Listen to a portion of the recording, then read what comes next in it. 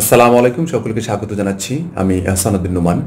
আজকে একটি গুরুত্বপূর্ণ টপিক নিয়ে কথা বলবো। সেই টপিকটি হচ্ছে যে আমরা কনভারসেশন করার পর অর্ডার না পেলে এবং কনভারসেশন করার পর যদি আমরা অর্ডার না নিতে চাই, আমাদের কী ধরনের সমস্যাগুলো সাধারণত হয়ে থাকে। আপনার কাছে সর্বপ্রথম জানতে হবে যে কখন আপনার কাছে একজন বায়ার কনভারসেশন করতে আসে অথবা কখন আপনার কাছে একজন বায়ার মেসেজ দেয়। এই বিষয়টি সম্পর্কে আগে জানতে হবে।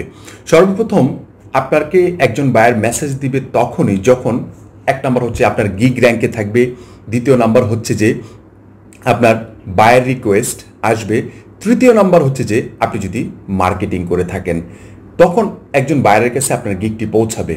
আর মার্কেটিং যখন করবেন সেটি কোন পদ্ধতিতে মার্কেটিং করেছেন, হয়তো বা দুটো পদ্ধতিতে অথবা আরও কিছু পদ্ধতি থাকতে পারে। একটা হচ্ছে সোশ্যাল মিডিয়া মার্কেটিং, একটা হচ্ছে মেইল মার্কেটিং, অথবা কোনো ওয়েবসাইটের মাধ্যমে, অথবা আপনি কোনো ব্লগিংয়ের মাধ্যমে, এটসেট্রা এটসেট্রা, যে কোনোভাবে হতে পারে। এই ধরনের বিষয়গুলো যখন আপনার কাছে থাকবে, বিশেষ করে যখন প্রথম আপনার গিগটা যদি র্যাঙ্কে থাকে, অথবা আপনার যদি বায়ার রিকোয়েস্ট আসে, অথবা কোনো মার্কেটিংয়ের মাধ্যমে একজন বায়ারের কাছে যখন আপনার গিগটি পৌঁছাবে, তখন কিন্তু আপনাকে একজন বায়ার মেসেজ দিবে যে কোনো একটি কাজের জন্য। তখন একজন বায়ার আপনার কাছে কনভারসেশনের জন্য আসবে। আর দ্বিতীয় নম্বর যে বিষয়টি মনে রাখবেন সেটা হচ্ছে যে অর্ডার না পেলে আপনাদের সমস্যাটা কি হতে পারে। একজন বায়ারের সাথে অনেক কথোপকথন করলেন, করার পর আপনাকে যখন অর্ডার দিবে না, তখন আপনার প্রতি একটা ব্যাড ইমপ্রেশন পড়বে। ফাইবার মার্কেট প্লেস থেকে একটা ব্যাড ইমপ্রেশন পড়বে আপনার গিগের প্রতি, গিগটার র্যাঙ্ক হারানোর সম্ভাবনা থাকে।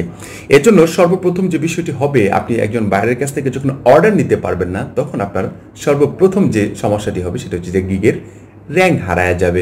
এখন প্রশ্ন আসতে পারে, আমার গিগ তো র্যাঙ্কে আছে, এজন্যই তো বায়ার আমাকে মেসেজ দিয়েছে। হ্যাঁ, অবশ্যই আমি এই কথাটুকু মেনে নিয়েছি যে আপনাকে র্যাঙ্কে থাকার কারণে, আপনার গিগটি র্যাঙ্ক থাকার কারণে আপনাকে কিন্তু একজন বায়ার মেসেজ দিয়েছে। কিন্তু আপনি যখন বায়ারের সাথে কনভারসেশন করার পর আপনি যখন অর্ডার নিতে পারবেন না, তখন কিন্তু আপনার কাছে আর কিন্তু এই গিগটুকু র্যাঙ্ক থাকবে না। কেন থাকবে না?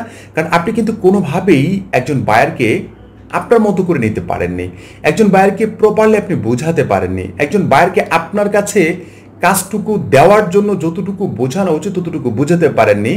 একজন কনভারসেশন করার পর যদি আপনার কাছ থেকে মুখ ফিরিয়ে নেয়, আপনার কাছ থেকে চলে যায়, তখন ফাইবার রীতিমতো বুঝে নেয় যে আপনি তাকে কোনোভাবেই ম্যানেজ করতে পারেননি, অথবা আপনার জায়গা থেকে আপনি তার কাজটির জন্য পারফেক্ট না। এই বিষয়টি অবশ্যই মনে রাখতে হবে। এটা আপনার জায়গা থেকেও মনে করতে হবে যে আপনি অবশ্যই তার কাজটির জন্য পারফেক্ট না, অথবা তাকে প্রপারলি বোঝাতে পারেননি, এরকম একটি বিষয়। দ্বিতীয় নম্বর যে বিষয়টা আপনি মনে রাখবেন সেটা হচ্ছে যে গিগ র্যাঙ্ক হারিয়ে গেলে আপনার কি সমস্যাগুলো হতে পারে। আপনার ক্লিক কমে যাবে, আপনার ভিউ কমে যাবে, আপনার ইমপ্রেশন কমে যাবে, আপনার কনভারসেশন রেট কমে যাবে। এগুলো কমলে আপনার সমস্যা কোথায়? আপনার এগুলো কমলে সমস্যাটা যেটা হবে, আপনার যখন কনভারসেশন রেটিংটা মাইনাসের দিকে চলে আসবে, তখন সমস্যাটা হবে আপনার গিগ র্যাঙ্কটা আস্তে আস্তে কমে যাবে, আপনার কাছে বায়ার আস্তে আস্তে কম আসবে। বায়াররা দেখবে যে না, এর ভালো একটা রিপোর্ট নাই, ভালো তার ইমপ্রেশন নাই, ভালো তার ক্লিক ভিউ নাই, এই ধরনের যে বিষয়গুলো আছে, এটা হয়তো বা বায়াররা দেখতে পারবে না, কিন্তু ফাইবার কিন্তু এই বিষয়টা বোঝে। যখন এই বিষয়টা প্রপারলি বুঝতে পারে, তখন কিন্তু কি করবে, ফাইবারের জায়গা থেকে আপনার গিগটাকে আর তাদের জায়গা থেকে মার্কেটিং করবে না, আর তার জায়গা থেকে আপনার এই গিগটাকে সামনের দিকে নিয়ে আসবে না, অথবা সামনের পেজে নিয়ে আসবে, অনেক দূরে নিয়ে যাবে। অন্যদের গিগগুলো যেগুলো সামনের দিকে আসছে, এদেরকে আরও সামনের দিকে নিয়ে যাবে, অথবা পিছনের দিকে যাদের গিগগুলো আছে তাদেরকে সামনে নিয়ে যাবে। এভাবে কিন্তু আমার গিগগুলো অথবা আপনার গিগগুলো আস্তে আস্তে আস্তে আস্তে আস্তে পিছিয়ে যাচ্ছে।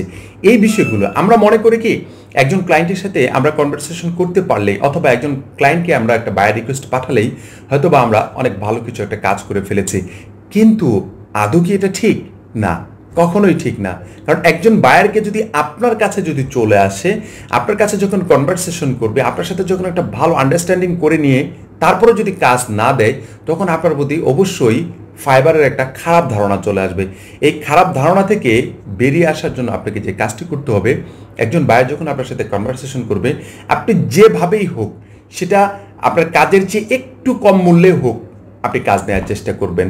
আপনি এমনটিও একটা রিস্ক নিতে পারেন যে আপনি বায়ারকে বললেন, আমি তোমার কাজটুকু কমপ্লিট করে দিচ্ছি, দেন তুমি আমাকে অর্ডার করো, অথবা কাজ কমপ্লিট করার পর আমি তোমাকে একটি কাস্টম অফার পাঠাই। এই যে বিষয়গুলো আছে, এগুলো যখন প্রপারলি আপনি ম্যানেজ করতে পারবেন, আমার মনে হয় গিগের র্যাঙ্কগুলো আপনি ধরে রাখতে পারবেন। আর অবশ্যই মনে রাখবেন, একজন বায়ারের সাথে কনভারসেশন করলে অবশ্যই বাইরের অর্ডার নেওয়ার চেষ্টা করবেন, তাহলে আমাদের গিগগুলো সঠিক জায়গায় থাকবে, আস্তে আস্তে এগিয়ে যাবে, বরঞ্চ পিছাবে না, কখনোই এগিয়ে যাবে সামনের দিকে।